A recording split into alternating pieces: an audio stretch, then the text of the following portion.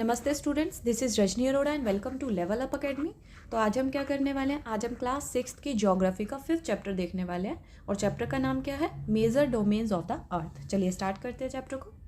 As you have read in the first chapter, जैसे कि आपने पहले चैप्टर में पढ़ा, अर्थ एक ऐसा ओनली मतलब एक लौता ऐसा प्लेनेट है जहाँ पर लाइफ संभव है। ह्यूमन बींग्स यहाँ पर क्यों रह सकते हैं? क्योंकि यहाँ पर जो लाइफ सस्टेनिंग एलिमेंट्स हैं वो मौजूद है, जैसे लैंड, वाटर और एयर। तभी इसी के कारण हम अर्थ पर लाइफ जो है वो पॉसिबल है। सरफेस ऑफ द अर्थ, जो सरफेस है अर्थ का, वो एक कॉम्प्लेक्स जोन है जहाँ पर 3 कंपोनेंट जो है एनवायरनमेंट के मिलते हैं, ओवरलैप करते हैं, इंटरेक्ट होता है। द सॉलिड पोर्शन, जो अर्थ का सॉलिड पोर्शन है, जहाँ which we live in is, जहाँ पर हम रहते हैं, अर्थ का जो सॉलिड पोर्शन है उसको हम लिथोस्फेयर कहते हैं। और जो गैशियस लेयर है, जो हमारे अर्थ के सराउंड मूव करती रहती हैं, उसको हम एटमॉस्फेयर कहते हैं, जहाँ ऑक्सीजन, नाइट्रोजन, कार्बन डाइऑक्साइड और अदर गैसेस हमें कहाँ पर मिलती है? एटमॉस्फेयर में मिलती हैं। Water covers a big area of the earth surface. Water जो है वो बहुत बड़ा एरिया कवर करता है अर्थ का, और इसे हम क्या कहते हैं? हाइड्रोस्फेयर कहते हैं। ठीक है, अभी हमने 3 स्फेयर के बारे में पढ़ा। लिथोस्फेयर, जहाँ पर हम रहते हैं, लैंड पोर्शन जो है वो लिथोस्फेयर हो जाएगा। एटमॉस्फेयर, गैशियस पार्ट जो है वो हमारा एटमॉस्फेयर हो जाएगा। और हाइड्रोस्फेयर जो है, वाटर बॉडीज जो है, वो पोर्शन हमारा हाइड्रोस्फेयर हो जाएगा। The hydrosphere comprise water in ores, मतलब वाटर जो है वो किसी भी फॉर्म में हो सकता है, ice, water and water vapour में। ठीक है, the biosphere is the narrow zone. Biosphere जो है वो एक नैरो जोन है जहाँ पर ये तीनों जोन मिलते हैं इकट्ठे, उसे ही बायोस्फेयर कहा जाता है। जहाँ पर लिथोस्फेयर, एटमॉस्फेयर और हाइड्रोस्फेयर इकट्ठे मिलते हैं वहाँ बायोस्फेयर हो जाता है। ठीक है, तो चलिए अभी हमने 3 स्फेयर के बारे में देखा, लिथोस्फेयर, एटमॉस्फेयर और हाइड्रोस्फेयर, और उसके बाद हमने इनके मतलब ये देखा कि जहाँ पर ये कंबाइन होते हैं उसे हम बायोस्फेयर कहते हैं। नेक्स्ट देखते हैं, लिथोस्फेयर को अच्छे से समझते हैं, लेकिन उससे पहले ये वर्ड और रीजन देख लेते हैं।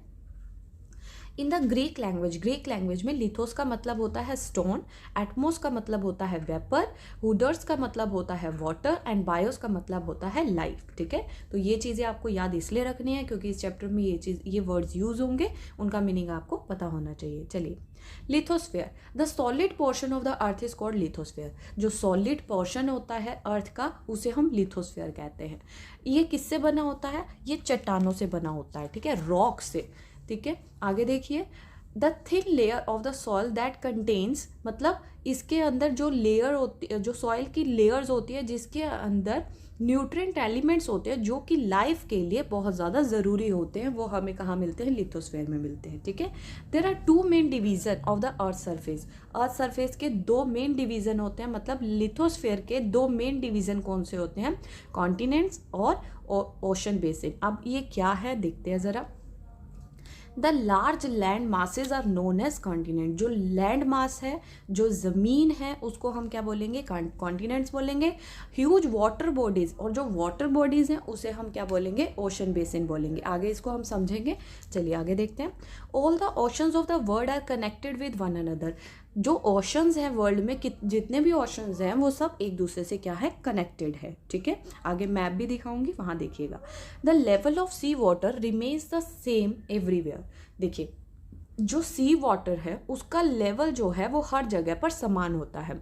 Elevation of land is measured from the level of sea which is taken as 0। अब इस बात को ध्यान से समझना है कि अगर हमें लैंड की हाइट को, एलिवेशन मीन्स हाइट को अगर मेज़र करना है तो हम कैसे मेज़र करते हैं? हम मेज़र करते हैं सी लेवल से। अब सी लेवल क्या है? सी लेवल जो है वो जहाँ पर पानी का ऊपरी सतह दिखाई दे रही है ना, उसी को सी लेवल कहते हैं, और उसको हम क्या मान लेते हैं? उसको हम 0 मान लेते हैं। फिर वहाँ से जितनी हाइट होती है उतना हम मेज़र करते हैं। ठीक है, चलिए आगे देखिए ज़रा। ये देखिए, ये जो आपको मैप दिखाया गया है ये आपको अगले जो पेज है उसमें दिखाऊंगी मैं। चलिए पहले यहाँ पर देखते हैं। The highest mountain, highest mountain peak Mount Everest is 8848 metre above the sea level. अब आपको बताया था ना कि जो सी लेवल है उसको मान लिया 0। अब सी लेवल से 8848 मीटर ऊंचा जो माउंटेन है वो कौन सा है? Mount Everest. ठीक है, माउंट एवरेस्ट की अगर हमें हाईएस्ट हाइट बतानी है तो हम क्या बोलेंगे? ये सी लेवल से 884 मीटर ऊंचा है। The greatest depth of 11022 metre is recorded at Mariana trench in the Pacific Ocean. अभी तो हमने हाइट देखी, ठीक है, लेकिन अगर हम ग्रेटेस्ट डेप्थ देखें कि सबसे ज़्यादा गहराई जो है वो कहाँ पर है और कितनी है? मरियाना ट्रेच में है जो कि पैसिफिक ओशन में है, और कितनी है? 11022 मीटर। ठीक है, मतलब ये पूरा माउंट एवरेस्ट भी उसके अंदर डूब सकता है, इतनी ज़्यादा गहराई है। ठीक है, चलिए आगे देखते हैं कॉन्टिनेंट। अब कॉन्टिनेंट क्या है? लिथोस्फेयर का ही एक पार्ट है, डिवीजन है। कॉन्टिनेंट्स को देखते हैं। हमारे पास कितने मेजर कॉन्टिनेंट्स है? 7। These are separated by large water bodies, क्योंकि इन्हें जो है वो बड़ी बड़ी वाटर बॉडीज मतलब बड़े बड़े ओशंस जो हैं वो इनको अलग करते हैं। अभी कॉन्टिनेंट्स के नाम देख लेते हैं। सबसे पहले Asia, Europe, Africa, north America, South America, Australia and Antarctica. ठीक है, अब यहाँ पर एक मैप देखते हैं जो हमने पीछे देखा था। ये देखिए जरा, यहाँ देखो,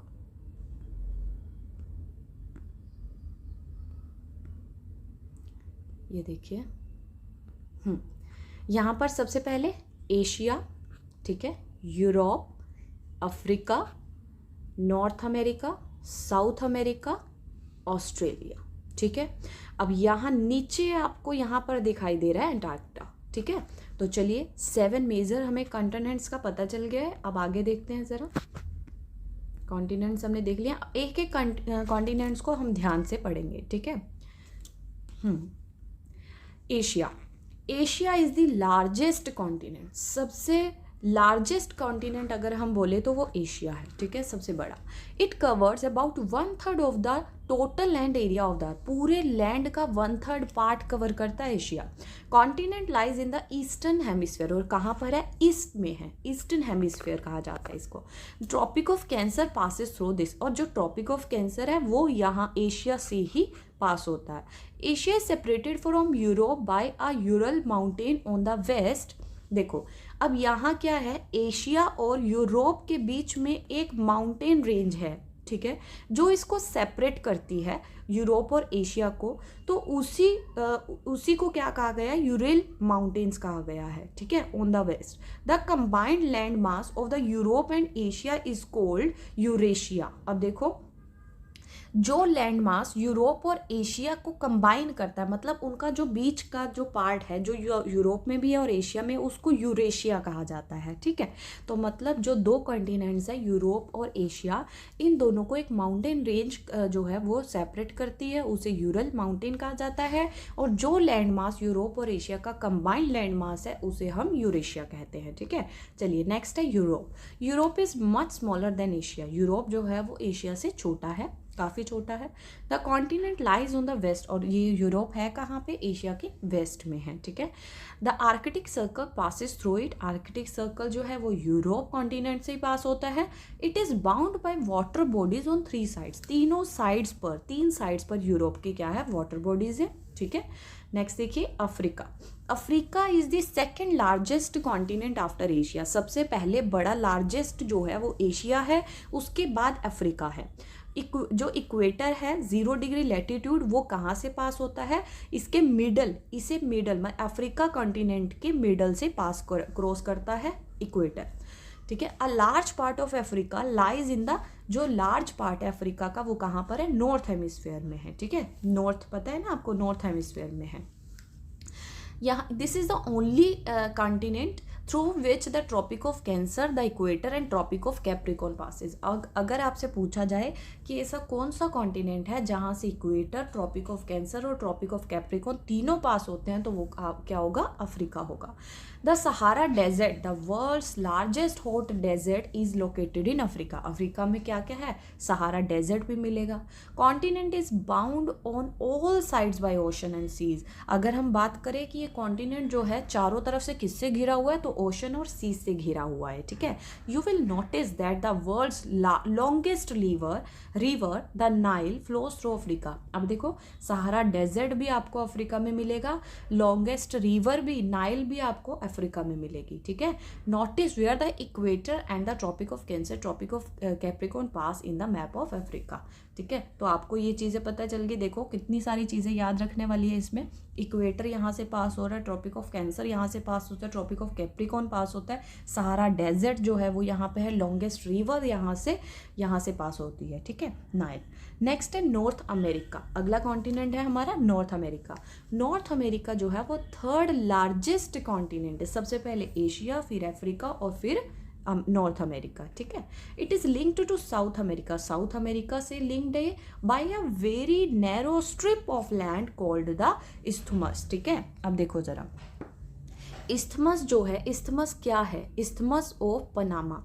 अब ये जो इस्थमस है ये एक छोटी सी स्ट्रिप है जो लिंक करती है, मतलब एक लैंड जो है जो साउथ अमेरिका से नॉर्थ अमेरिका के तरफ जुड़ी हुई है, उसी स्ट्रिप को, उसी लैंड को इस्थमस ऑफ पनामा कहा जाता है, ठीक है। The continent lies completely in the northern and western hemisphere. कहाँ पर है, नॉर्दर्न और वेस्टर्न, मतलब जैसे ग्रीनविच लाइन थी उसके नॉर्दर्न में और वेस्ट में आपको क्या मिलेगा, नॉर्थ अमेरिका मिलेगा। 3 ocean surround this continent, 3 ocean से ये घिरा हुआ है, ठीक है। चलिए आगे देखते हैं जरा। नेक्स्ट इज साउथ अमेरिका, ठीक है।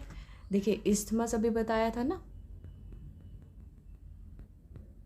एक मिनट, ये देखिए इस्थमस, यहाँ से ये छोटी सी लैंड से जुड़ा हुआ है नॉर्थ अमेरिका और साउथ अमेरिका, इसी को हम क्या कहते हैं, इस्थमस बोलते हैं, ठीक है।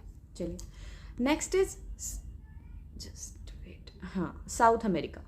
South America lies mostly in the southern hemisphere, कहाँ पर है, सदर्न हेमिस्फीयर में है। Which 2 ocean surround it on the east and the west. इसमें आपसे क्वेश्चन पूछा गया 2 ओशन बताइए जो इसे सराउंडेड है, ठीक है, आपको बताना है ये कमेंट में। The Andes world's longest mountain range runs through its length from north to south. यहाँ पे एंडीज जो वर्ल्ड की लॉन्गेस्ट माउंटेन रेंज है, मतलब जहाँ पर काफ़ी सारे माउंटेन्स हैं, लॉन्गेस्ट मतलब सबसे लंबी माउंटेन रेंज जो है, ज़्यादा सारे माउंटेन्स को ही माउंटेन रेंज बोला जाता है, तो वो क्या है, नॉर्थ से साउथ में जाती है, साउथ अमेरिका के अंदर, ठीक है। Next is South America has the world's largest river. अब देखो आपको पिछला क्वेश्चन जो था वो क्या था कि सबसे लॉन्गेस्ट रिवर जो है, लॉन्गेस्ट और लार्जेस्ट में फ़र्क है, ठीक है। ये देखिए ज़रा, ये देखिए, ये तो हो गई लॉन्गेस्ट, लेकिन लार्जेस्ट क्या है, जो लार्ज हो, मतलब इतना साइज कवर करिए, चाहे वो छोटी है लेकिन वो लार्ज होनी चाहिए साइज में, ठीक है। तो अब आपसे क्वेश्चन क्या पूछा जाएगा, आपसे क्वेश्चन ये पूछा गया कि जो लॉन्गेस्ट है वो कहाँ पर है, लॉन्गेस्ट है नाइल में, और कौन से कॉन्टिनेंट में, अफ्रीका में। लार्जेस्ट जो है रिवर वो कौन सी है, अमेज़न है, और वो कौन से कॉन्टिनेंट में, साउथ अमेरिका में, ठीक है। चलिए ऑस्ट्रेलिया, ऑस्ट्रेलिया जो है वो छोटा सा स्मॉलेस्ट कॉन्टिनेंट है, जो कहाँ पर मिलेगा आपको, सदर्न हेमिस्फीयर में, ठीक है। आगे देखिए ज़रा, it is surrounded on all sides by ocean, ocean और सीज से घिरा हुआ है, और उसको क्या कहा जाता है, आइलैंड कॉन्टिनेंट्स भी कहा जाता है। एंटार्क्टिका, एंटार्क्टिका जो है वो सदर्न हेमिस्फीयर में है, एक ह्यूज कॉन्टिनेंट है। The south pole lies almost in the at the centre in of this continent, मतलब जो एंटार्क्टिका है, देखो आपने पढ़ा था ना साउथ पोल और नॉर्थ पोल के बारे में, तो जो साउथ पोल है वो एंटार्क्टिका के मिडल में मिलेगा आपको। As it is located in the south polar region, it is permanently covered with thick ice sheets. अब यहाँ पर क्या है, बर्फ़ ही बर्फ़ मिलेगी आपको, ठीक है। There is no permanent human settlement, यहाँ पर परमानेंट ह्यूमन सेटलमेंट जो है वो पॉसिबल नहीं है। अब परमानेंट नहीं है, इसका क्या मतलब हुआ, इसका मतलब ये हुआ कि जैसे रिसर्च वगैरह करने के लिए, स्टडी के लिए तो लोग जाते रहते हैं, लेकिन परमानेंट सेटलमेंट यहाँ पर पॉसिबल नहीं है। Many countries have research station in Antarctica. अभी बताया था ना कि काफ़ी सारी कंट्रीज़ है जिसके एंटार्क्टिका में रिसर्च स्टेशन है, और इंडिया के भी रिसर्च स्टेशन है यहाँ पर, और उनका नाम क्या है, मैत्री एंड दक्षिण गंगोत्री, ठीक है। ये दोनों नाम इंपॉर्टेंट है, आपको याद रखने हैं। चलिए आज के लिए इतना ही, नेक्स्ट वीडियो में कंटिन्यू करेंगे। Thank you so much.